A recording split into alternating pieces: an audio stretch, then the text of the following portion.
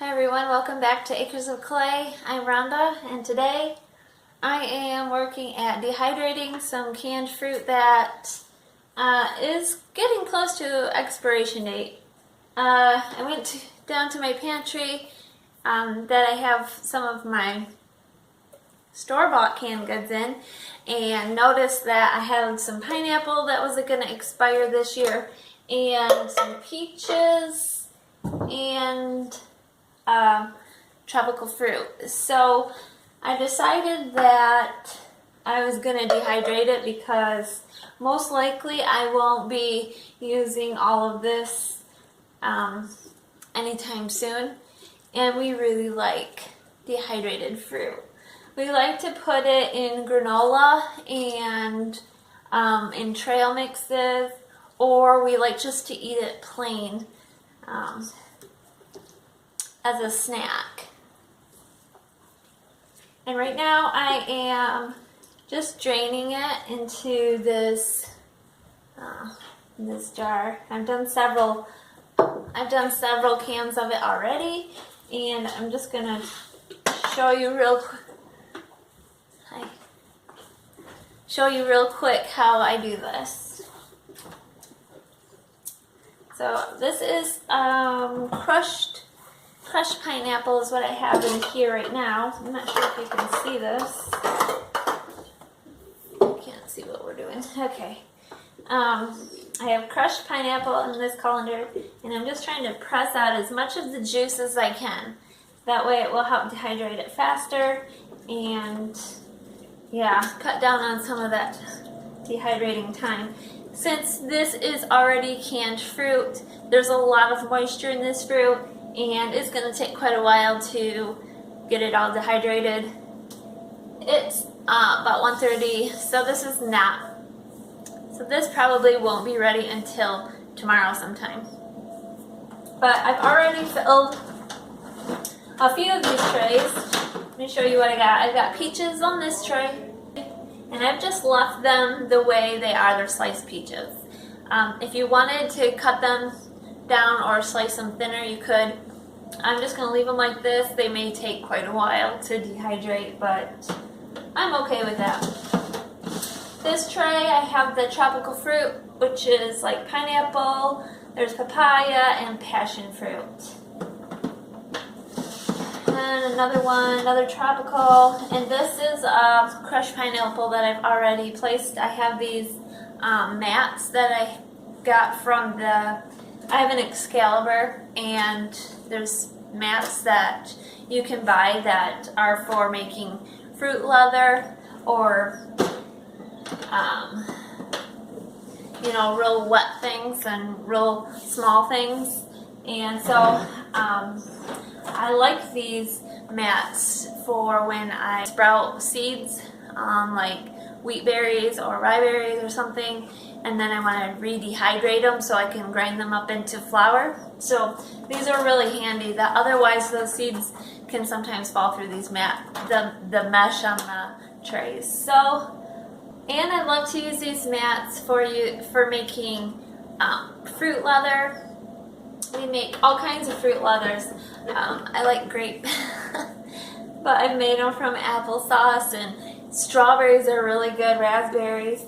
Actually, you could probably take this pineapple and puree it, and it would make a really good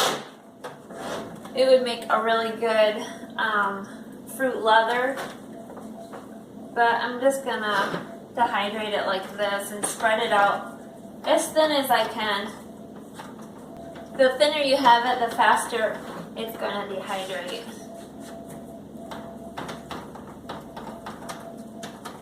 Yum.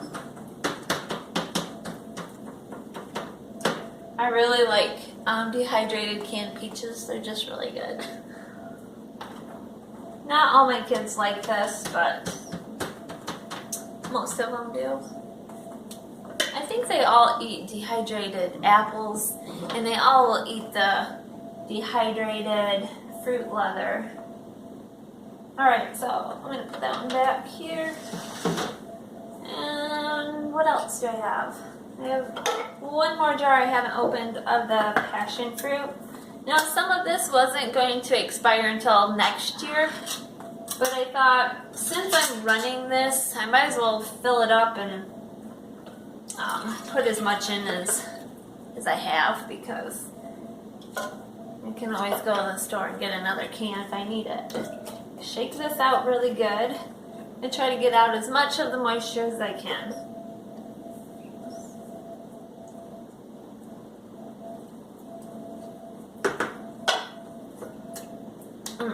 Alright, that looks pretty good. Alright, last tray. I may just want to eat one though. Cold on my teeth. So, the main reason I'm doing this is just because it's expired in the can. Doesn't mean that the fruit is bad. I'm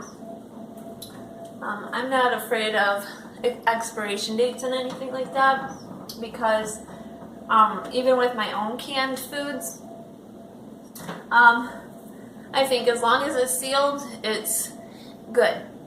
I've had like hamburger, or I've canned roast beef, and I've had that for, oh goodness, several years.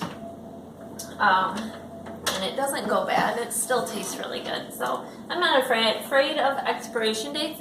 But when it's in a metal can like this and it gets close to its expiration date, I like to get it used up, because if the fruit, especially if it's like pineapple, something highly acidic, it tends to take on that metallic flavor of the can.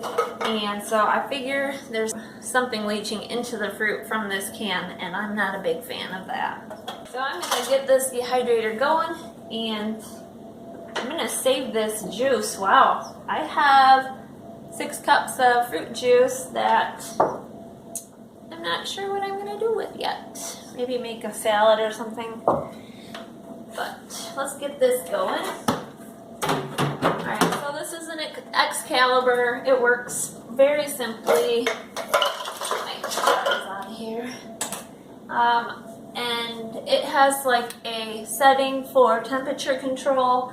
I like to always dehydrate a little bit on the cooler side. I don't like to have high heat. The only time we use high heat is when we make jerkies and are dehydrating meats and things.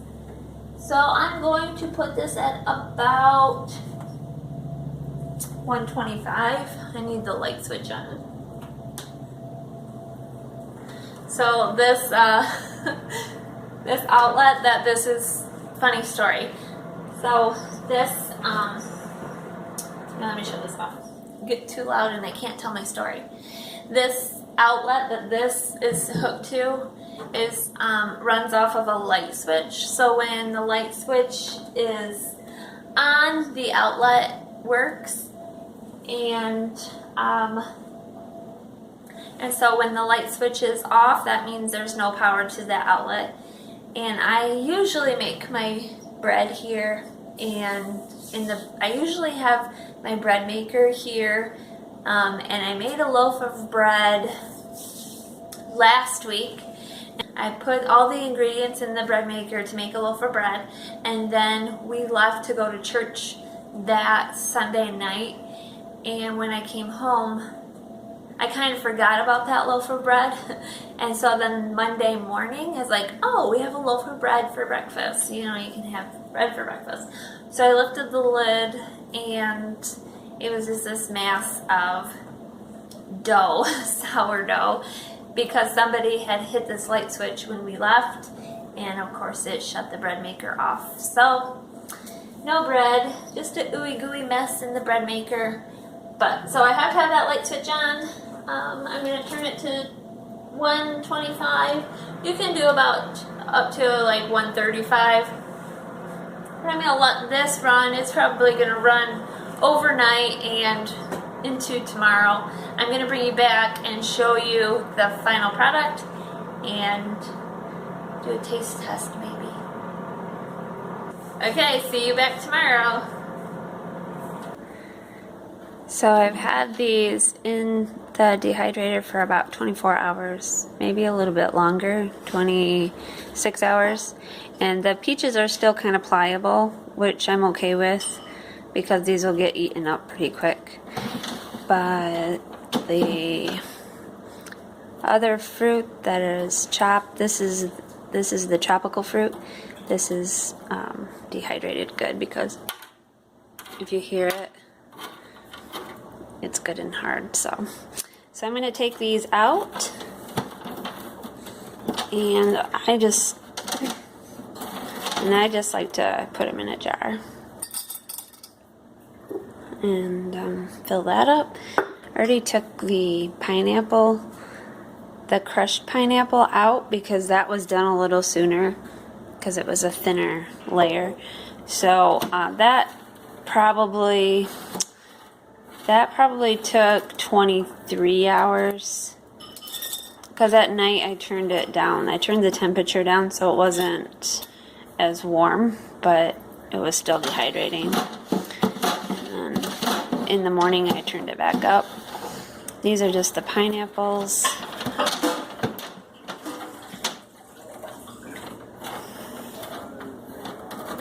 And these are all dehydrated as well. And this is the other tropical fruit, so you can see it's all good and dry. So that was easy, and this will last a long time if you keep it in an airtight container. I think that's all of them. Other than that, oh, here's one. Forgot about this one. So that's that. I can't wait to eat these. Yum. This one's really thin, so that one's going to be really good. I'll put those in a separate jar. So I forget how many jars of canned fruit that is, but yeah. Say hi. Cat language. Hi. Oh man, this is so good. You don't even know. I love dehydrated peaches. They're so good.